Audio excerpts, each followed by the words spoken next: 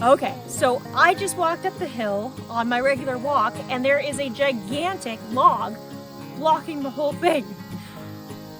I need to have the option to get out of here in case something goes wrong or just to have the option. So, I'm here alone. I could call someone, wait a couple hours, have them show up, have them remove the log, cut the log, tow the log, I don't know. I could go climb over the log, walk a mile up the top of the hill, flag down help, and then bring someone back and have them remove the log, tow the log, cut the log.